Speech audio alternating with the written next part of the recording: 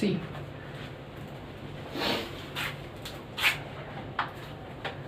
Civics chapter 3, okay, electoral politics class 9, ठीक है। Y election, क्या हुआ? हम भी देख लेते हैं। रूल ऑन करूँ मैं। वाई इलेक्शन, ठीक है, इलेक्शंस के बारे में जानती हो, ठीक है, इलेक्शंस, ठीक है, the process by which you can elect representative, ठीक है। इलेक्शंस वर्ड अगर स्कूल में सुनी होगी, मॉनिटर इलेक्ट करने का एक प्रोसेस होता है, ठीक है, मॉनिटर्स को इलेक्ट किया जा सकता है, ठीक है। ये इलेक्शन दूसरा है, ठीक है। यहाँ पर चैप्टर में क्या दिया हुआ है देखो, स्टार्टिंग में, ठीक है, एक छोटा सा बॉक्स दिया हुआ है, इसमें क्या लिखा है, this time is after midnight and expectant crowd sitting for the past 5 hours in chowk of town is waiting for his leader to come. The organizer assures and reassure the crowd that he will be here any moment. Yes, तो यहाँ बताया जा रहा है कि हरियाणा में assembly election होने वाला है, हरियाणा में असेंबली इलेक्शन होने वाला है, ठीक है। असेंबली इलेक्शन बेसिकली स्टेट का जो इलेक्शन होता है, ठीक है।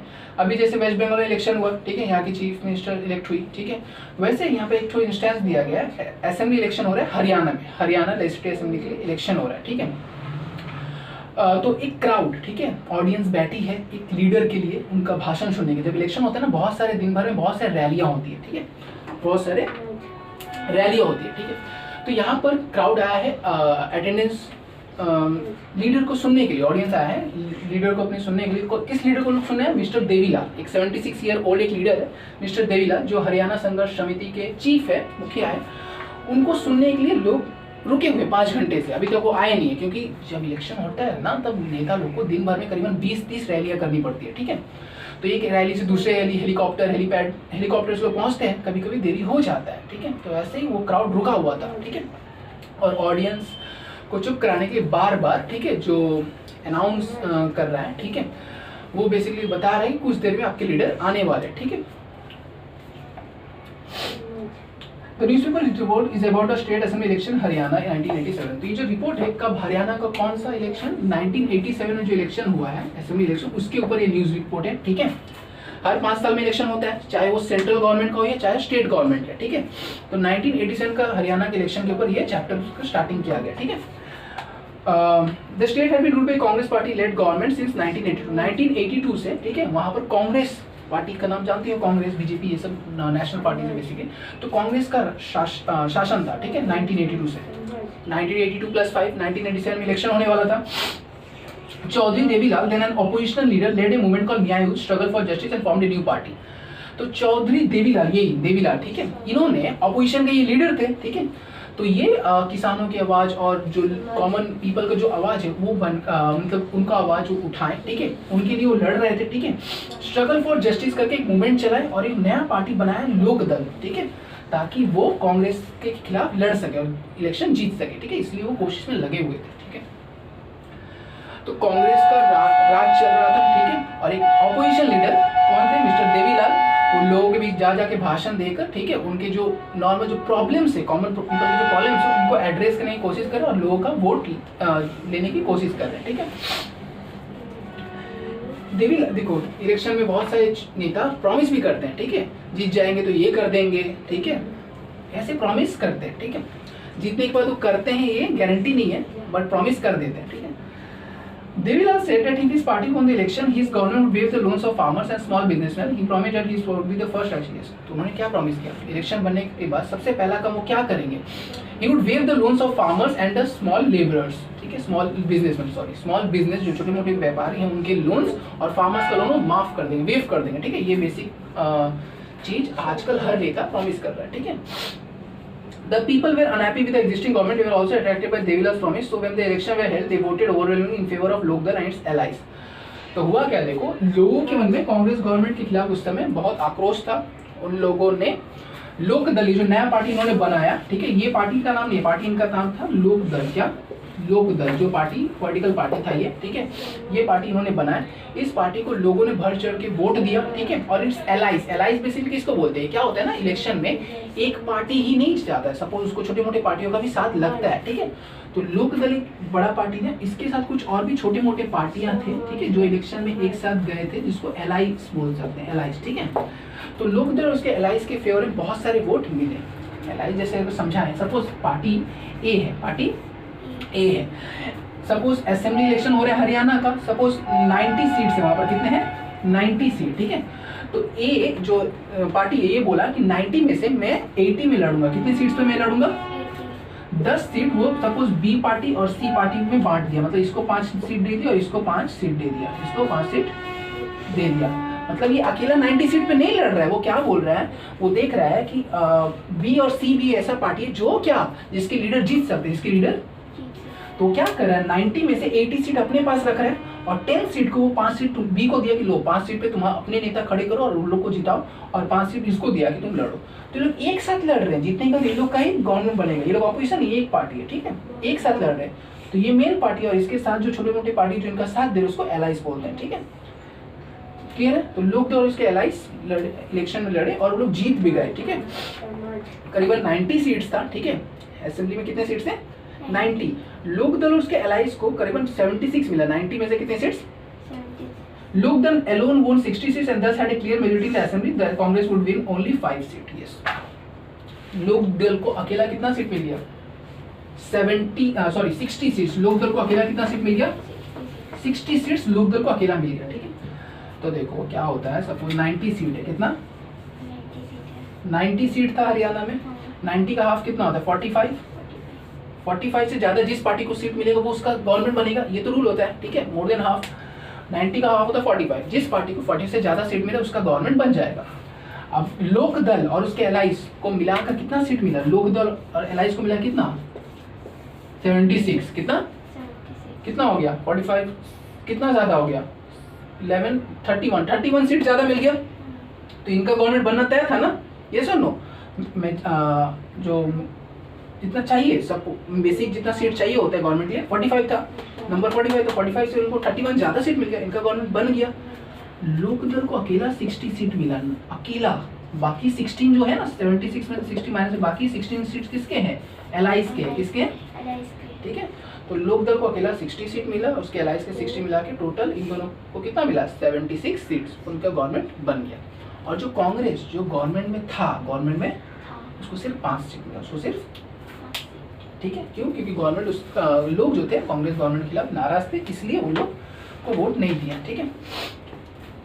Once the election results were now the sitting chief minister resigned, the newly elected members of the legislative assembly of the Lok chose Devilal as their leader. The government invited Devilal to be the new chief minister. Yes, अब होता क्या देखो, जो sitting chief minister है, sitting chief minister मतलब कांग्रेस का जो chief minister था 1982 वो रिजाइन करेगा, क्योंकि वो हार गया उसका पार्टी, तो उसको रिजाइन करना पड़ेगा।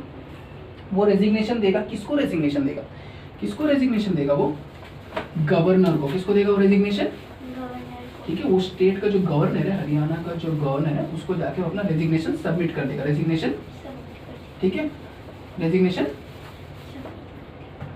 अब देखो ये जो 76 जो जीते थे, सपोज 90 सीट्स थे, लोकदल और उसके एलायंस को कितने मिले 76 मिले ना, तो 76 जो मेंबर्स है, हर सीट पे एक मेंबर जीता है, इनको क्या बोलेंगे, एमपी बोलेंगे कि एमएलए बोलेंगे, इनको बोलेंगे एमएलए, इनको बोलेंगे एमएलए, एमएलए मतलब members of legislative assembly, members of legislative assembly, members of legislative. और ये लोग किस लेजिस्लेटिव असेंबली के मेंबर्स है, ये लोग हरियाणा लेजिस्लेटिव असेंबली के मेंबर्स है, हरियाणा लेजिस्लेटिव असेंबली के मेंबर है, ठीक है, एमएलए, ठीक है। एमपी अलग चीज होता है, मेंबर ऑफ पार्लियामेंट, वो सेंट्रल गवर्नमेंट के इलेक्शन के टाइम होता है, ठीक है, उस समय जो मेंबर चुने जाते हैं उनको मेंबर ऑफ पार्लियामेंट कहा जाता है। लेजिस्लेटिव असेंबली, ठीक है, स्टेट इलेक्शन में जो मेंबर चुने जाते हैं उनको बोलते हैं मेंबर ऑफ लेजिस्लेटिव असेंबली, जिसको शॉर्ट फॉर्म है एमएलए, ठीक है। हुआ क्या, जो कांग्रेस का चीफ मिनिस्टर रिजाइन कर दिया, ठीक है, कांग्रेस का चीफ मिनिस्टर रिजाइन किया, गवर्नर को जाके रेजिग्नेशन सपोर्ट मतलब अपना दे दिया। अब ये जो थे लोक दल और उसके एलाइज के जो एमएलए वो लोग क्या करेंगे, वो लोग अब गवर्नर के पास जाएंगे, ठीक है, अपना ये लेकर कि अप्रूवल लेके कि हम लोग एक साथ हैं और हम लोग अपना एक सीएम बनाना चाहते हैं, ठीक है। वो लोग गवर्नर से मीटिंग करेंगे, ठीक है। Governor invited devil to be the new chief minister 3 days after the election results were declared. Yes, तो सबसे ज्यादा सीट किसको मिला था, लोक दल और उसके एलाइज को। तो सबसे जो मेजोरिटी जो पार्टी है, ठीक है, उसको गवर्नर इनवाइट करते कि आप आके सरकार बनाइए, ठीक है। तो सबसे बड़ा मेजोरिटी पार्टी कौन था, लोक दल था, 76 सीट उसको मिला था, लोक दल और उसके एलाइज को। गवर्नर उनको बुलाया और क्या गवर्नमेंट फॉर्म करने के लिए कहा, ठीक है। As soon as he became the chief minister, his government issued government order waiving his outstanding loans for small farmers, agriculture laborers and small businessmen. His party ruled the state for 4 years. The next election were held in 1991. But this time his party did not win the popular support. The Congress won the election and formed a government. Yes. तो हुआ क्या उसके बाद, election हो गया, chief minister बन गए, उन्होंने जो प्रॉमिस किया था वो प्रॉमिस उन्होंने निभा दिया, ठीक है। मतलब कि फार्मर्स का लोन भी वो वेव कर दिया, ठीक है। उन्होंने प्रॉमिस किया था ना, स्मॉल फार्मर्स का जो लोन है उसको माफ कर दिया जाएगा, ठीक है। Issued government order waiving the outstanding loans of small farmers, agriculture labours and small businesses, ठीक है। स्मॉल बिजनेसमैन के, छोटे जो फार्मर्स, सबके लोन उन्होंने वेव कर दिया, ठीक है। और उन्होंने अच्छे से रूल किया। बट फिर भी क्या हुआ, नेक्स्ट इलेक्शन जब हुआ 1991 में, वो नहीं जीत पाया उनका पार्टी, और वो जीत नहीं पाया, हार गए। कुछ होगा उस समय कुछ रीजन जिसके कारण वो जीत नहीं पाया, ठीक है। तो ये फर्स्ट पे इतना इंट्रोडक्शन दिया है, ठीक है। किस स्टेट का इलेक्शन के बारे में बात हो रहा था, हरियाणा असेंबली इलेक्शन, ठीक है। असेंबली इलेक्शन जानती हो, जैसे स्टेट इलेक्शन जैसे बोल रहे हैं, जैसे हम लोग वेस्ट बंगाल में, वेस्ट बंगाल का भी इलेक्शन खत्म हुआ था, टीएमसी पार्टी सबसे मेजोरिटी, सबसे बिग पार्टी के तौर पे उभर के आई, और उसकी उन्होंने अपना एक लीडर चुना जो ममता बनर्जी है, वो सीएम बनी, ठीक है। वैसे ही यहाँ पर सबसे बड़ा पार्टी कौन था, लोकदल था, उसके सबसे ज़्यादा एमएलएस थे। उनको गवर्नर ने, हरियाणा के जो गवर्नर, उन्होंने इन्वाइट किया, और उनका लीडर कौन था, मिस्टर देवीलाल, उनको एज ए चीफ मिनिस्टर उन लोगों ने बनाया। जैसे टीम में 11 मेंबर्स खेलते हैं, ठीक है, तो 11 के 11 कैप्टन थोड़ी होते हैं, एक कैप्टन होता है। वैसे 76 एमएलए थोड़ी चीफ मिनिस्टर बन जाएगा, 76 के 76 चीफ मिनिस्टर बन जाएंगे क्या, नहीं। ये लोग बैठ कर डिस्कस करेंगे हम लोग का हेड कौन होगा, और इनका जो हेड होगा उनको ही हम लोग क्या बोलते हैं, चीफ मिनिस्टर, ठीक है। चीफ मिनिस्टर के साथ और भी मिनिस्टर्स होते हैं, ठीक है, अलग अलग डिपार्टमेंट के, फाइनेंस, एजुकेशन, ठीक है, जो उनको असिस्ट करते हैं, ठीक है। ये फर्स्ट पेज का इंफॉर्मेशन है।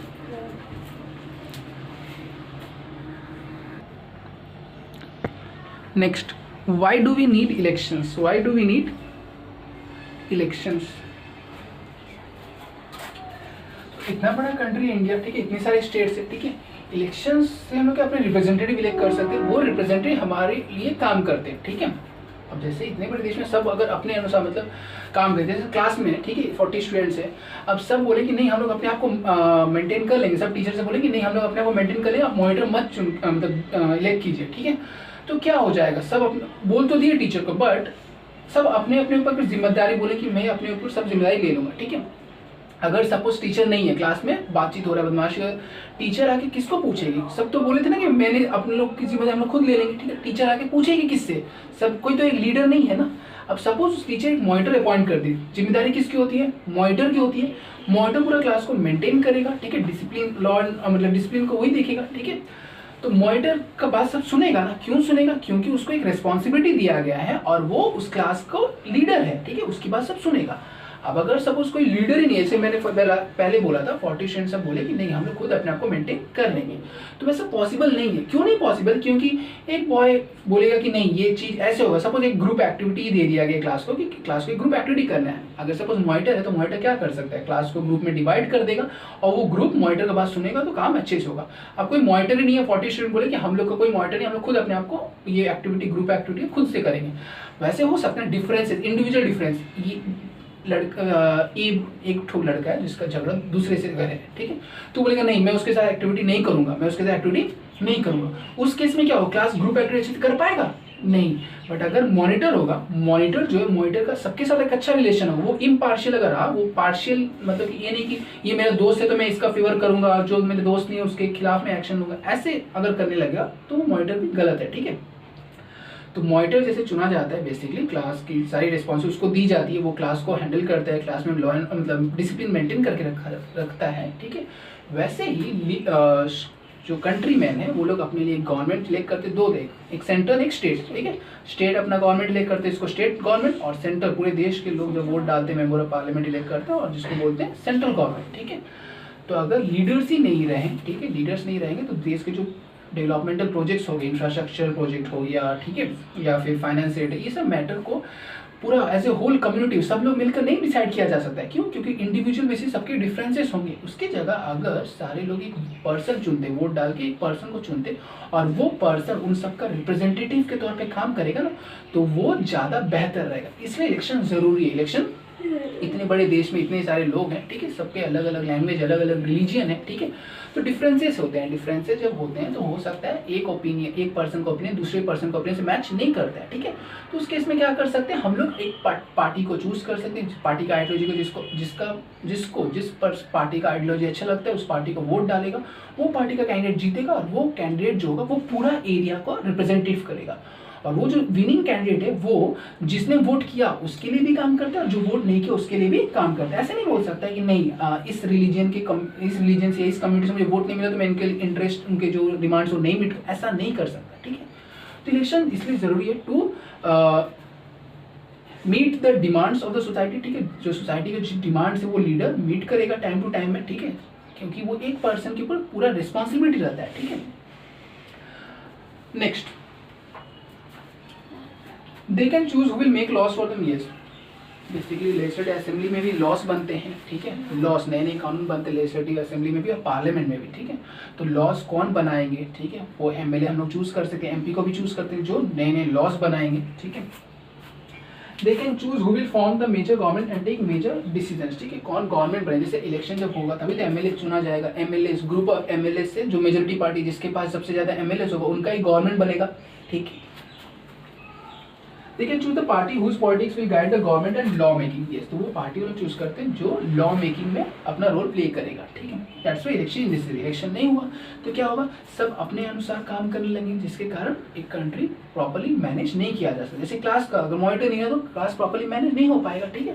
तो इसी तरीके से कंट्री में भी एक इलेक्शन होना चाहिए, ठीक है, जो जिससे रिप्रेजेंटेटिव लोग चुन सकते हैं और वो रिप्रेजेंटेटिव के ऊपर सारा जिम्मेदारी होगा उस एरिया उस स्टेट को या फिर उस कंट्री को मैनेज करना, ठीक है।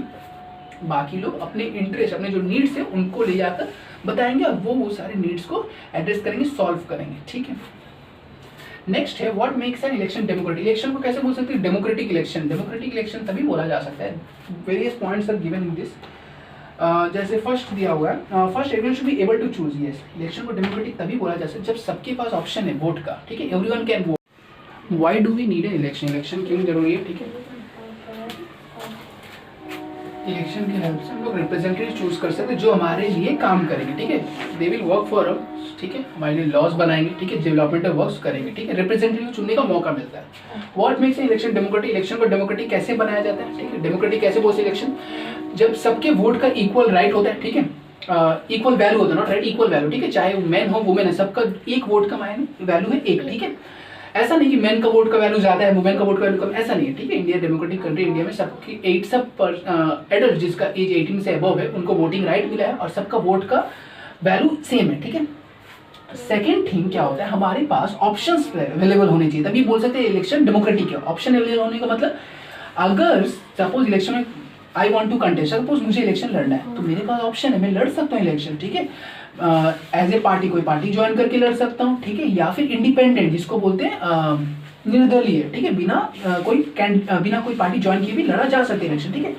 तो उसको क्या बोलते हैं एनीवन, ठीक है, anyone can contest election, anyone कोई भी कंटेस्ट कर सकते हैं इलेक्शन। उससे क्या होगा, लोगों के पास ऑप्शंस अवेलेबल रहेंगे, ठीक है, लोग देखेंगे अच्छा ये अच्छा नहीं है तो इसको वोट करेंगे। ये ईवीएम है सपोज, ईवीएम, ठीक है, तो यहाँ पर ईवीएम बहुत सारे कैंडिडेट्स का नाम रहता है, उनका पार्टी का सिंबल रहता है, ठीक है, अलग अलग पार्टी का जो सिंबल चिन्ह बोलते हैं, ठीक है। तो लोग के पास ऑप्शन अवेलेबल है ना कि ये अच्छा नहीं काम करे इसको वोट देंगे, ये अच्छा नहीं करे इसको देंगे, ऐसे ऑप्शन अवेलेबल होना चाहिए। अब सपोज इलेक्शन में एक ही पर्सन खड़ा है तो लोगों के पास ऑप्शन अवेलेबल नहीं है, वो अच्छा काम करे या ना करे उसी को वोट देना पड़ेगा, क्यों, क्योंकि ऑप्शन नहीं है। जब इलेक्शन में ऑप्शन अवेलेबल रहता तभी बोल सकते हैं क्या डेमोक्रेटिक इलेक्शन है, ठीक है। उसके बाद हमें वो ऑप्शन रेगुलरली कुछ इंटरवल्स का मिलना चाहिए, मतलब इलेक्शन हर 5 साल के बाद होता है। तो सपोज एक बार इलेक्शन हुआ, मैंने सपोज किसी गलत पर्सन को वोट दे दिया, next after 5 years again I will get a option, ना मुझे फिर से ऑप्शन मिलेगा अपने नए लीडर्स को चूज करने को, ठीक है। यस, 5 years के बाद रेगुलरली इलेक्शन होते रहते हैं, ठीक है। तो अगर सपोज लास्ट वाली इलेक्शन अगर मैंने किसी रॉन्ग पार्टी रॉन्ग इंडिविजुअल को वोट दे दिया तो मैं फिर अपने वोट को करेक्ट कर सकता हूँ, नेक्स्ट टाइम मैं उसको नहीं दूंगा, दूसरे को दे दूंगा। रेगुलर इंटरवल मुझे ऑप्शन तो मिल रहा है ना, ऐसा कि नहीं है ना कि एक बार वोट देने के बाद मैं फिर अपने जो वोटिंग राइट है उसको यूज नहीं कर सकता। Every 5 years after I can use that voting right, ठीक है।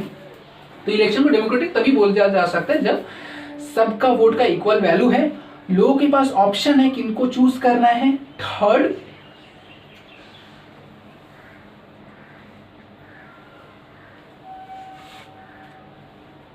आफ्टर एवरी 5 years इलेक्शन होता है, हम लोग वोट को अपना क्या करेक्ट कर सकते हैं, रॉन्ग पर्सन को दिया तो नेक्स्ट 5 years उसको नहीं देंगे, ठीक है।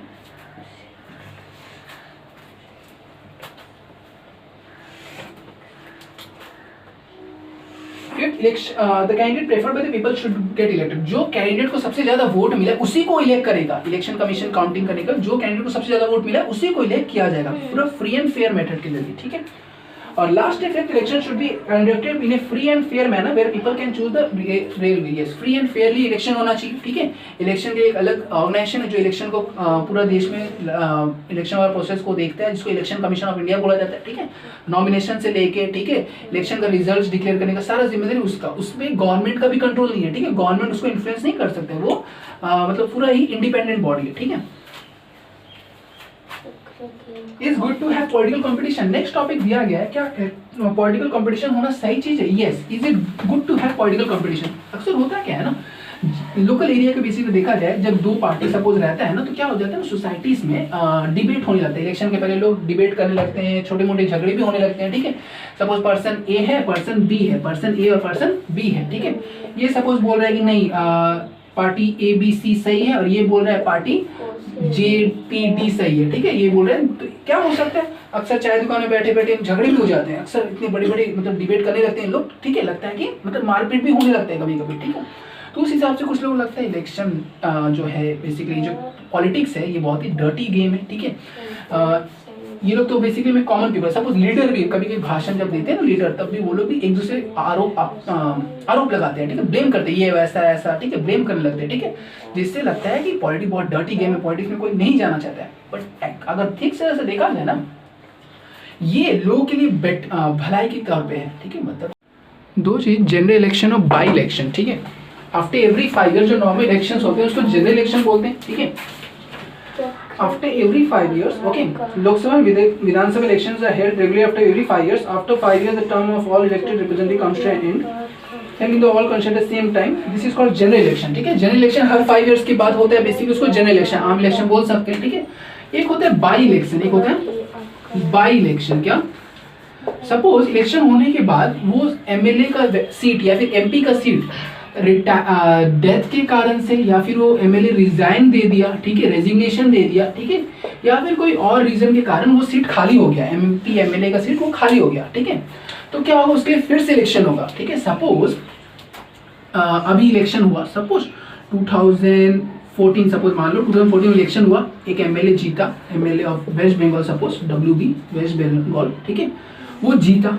उसके बाद सपोज वो रिजाइन कर दिया, वो क्या किया, कब रिजाइन किया, सपोज वो 2016 में रिजाइन किया, कितना 2 साल बाद रिजाइन किया। रिजाइन करने के बाद वो एमएलए का जो सीट है, कॉन्स्टिट्यूएंसी सीट, वो खाली पड़ गया। उसके बाद इलेक्शन होगा, इलेक्शन कितने इलेक्शन होगा, इलेक्शन के बाद एक नया एमएलए को चुना जाएगा, न्यू एमएलए। वो एमएलए कितने साल के लिए एमएलए रहेगा, अनएक्सपायर्ड टर्म, अनएक्सपायर्ड। 2014 से 5 साल के लिए उसको चुना गया था ना, 2014 में इलेक्शन हुआ, फिर नेक्स्ट इलेक्शन कब होगा, 2019 में होगा, 2019 में होगा ना, +5। एमएलए का सीट खाली कब हुआ, 2016 में, 2 साल ऑलरेडी बीत चुका है। फिर इलेक्शन कब होगा, 19 में होगा ना, कितना साल बाकी है, 3 इयर्स। 3 इयर्स। तो जो नया एमएलए जीता ना बाई इलेक्शन में, जो नया एमएलए जीता, वो कितने इयर्स के लिए रहेगा, only for 3 years, unexpired term. Unexpired term क्यों, क्योंकि इसके पहले जो एमएलए था वो 2 इयर्स तो रह चुका है ना, और ये जो नया एमएलए उसको अनएक्सपायर्ड टर्म, वो सिर्फ 3 इयर्स के लिए रहेगा, ठीक है। वो ये नहीं कि और 5 इयर्स तक उसका, नहीं, only for the unexpired term. By election basically तब होता है जब एमएलए एमपी का सीट रिजाइन, रेजिग्नेशन के कारण, डेथ के कारण, या फिर किसी और कारण की वजह से वो सीट खाली हो जाता है, तब फिर से इलेक्शन होता है। और वो इलेक्शन में जो एमपी या एमएलए जीतते हैं वो अनएक्सपायर्ड टर्म के लिए ही रहता है, ठीक है। फिर उसके बाद इलेक्टोरल कॉन्स्टिट्यूएंसी, दो चीज होता है, एक एमपी और एक एमएलए, एमपी एंड यहाँ का सपोज एमपी, ये एमपी ऑफ दिस एरिया, ठीक है, ये पूरा एरिया है, ठीक है, यहाँ पे एक एमपी है, ठीक है। एमपी का एरिया कॉन्स्टिट्यूएंसी, जो एमपी का जो कॉन्स्टिट्यूएंसी होता है ना, वो काफी लार्ज एरिया रहता है, काफी लार्ज एरिया। और एमएलए का जो कॉन्स्टिट्यूएंसी है वो स्मॉलर एरिया, वो जैसे ये एमपी का ये कॉन्स्टिट्यूएंसी, मतलब इतने एरिया तक वो एमपी का पावर है, मतलब इतने एरिया में वो एमपी को डेवलपमेंटल वर्क्स करना है। इतने एरिया के अंडर के जो लोग हैं वो लोग इस एमपी को वोट देके एमपी बनाए हैं, और ये एमपी जो बना है ये पार्लियामेंट में ये एरिया को रिप्रेजेंट करेगा। ये एरिया का सपोज मैं नाम रख देता हूँ, सपोज हावड़ा, ठीक है, हावड़ा का एमपी, ठीक है, तो वो हावड़ा को ही रिप्रेजेंट करेगा, ठीक है। पार्लियामेंट में हावड़ा के रिलेटेड जो भी नीड्स है वो पार्लियामेंट में रखेगा। अब एमपी का जो कॉन्स्टिट्यूएंसी है ना, उसके अंदर बहुत सारे एमएलए के कॉन्स्टिट्यूएंसी होते हैं, बहुत सारे एमएलए के कॉन्स्टिट्यूएंसी होते हैं, बहुत सारे एमएलए के कॉन्स्टिट्यूएंसी होते हैं, ठीक है। मैंने पहले ही बोला एमपी का जो कॉन्स्टिट्यूएंसी मतलब एरिया होता है, काफी लार्ज एरिया के ऊपर तक उसका पावर्स रहता है डेवलपमेंट वर्क करने का, और एमएलए का जो एरिया रहता है, ठीक है, कॉन्स्टिट्यूएंसी रहता है वो काफी स्मॉल एरिया, ठीक है। तो एक एमपी का जो एरिया रहता है ना कॉन्स्टिट्यूएंसी, ठीक है, उसके अंडर बहुत सारे एमएलए का कॉन्स्टिट्यूएंसी आता है, ठीक है।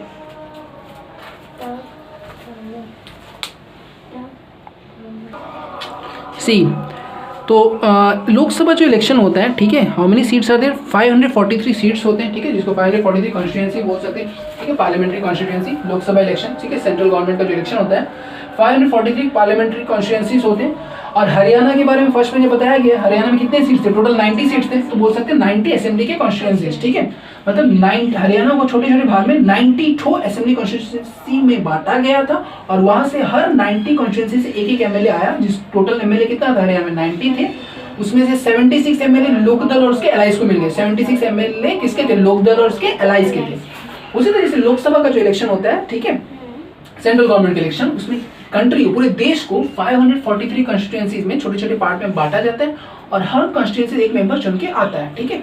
जिस पार्टी को सबसे ज्यादा 273 से ज्यादा, ठीक है, बेसिकली 270 नियर अबाउट 270 से ज्यादा, ठीक है, जो सीट जिस पार्टी को मिलता है, ठीक है, वो पार्टी मेजोरिटी पार्टी कहलाता है, उस पार्टी का गवर्नमेंट पूरे देश में बन जाता है। जैसे अभी प्रेजेंटली बीजेपी का 300 से प्लस सीट्स है, जो बीजेपी का गवर्नमेंट है सेंट्रल में, ठीक है, पावर में दिल्ली में, ठीक है, और प्राइम मिनिस्टर मोदी है, ठीक है। क्यों? क्योंकि वो बीजेपी के जो सारे लीडर्स हैं, ठीक है, उन लोगों ने उनको ऐसे अपना लीडर चुना, इसलिए वो प्राइम मिनिस्टर है। हरियाणा में क्या हुआ, लोकदल सबसे बड़ा मेजोरिटी पार्टी हुआ, उनके 76 एमएलए थे, 76 एमएलए ने किसको अपना लीडर चुना, देवीलाल को, और वो क्या बन गए, वो सीएम है। तो ये बेसिक डिफरेंस है, सीएम कौन चुन रहे हैं, एमएलए चुन रहे हैं सीएम को, और प्राइम मिनिस्टर कौन चुन रहे हैं, एमपीज, कौन, ठीक है, क्लियर है ये पार्ट।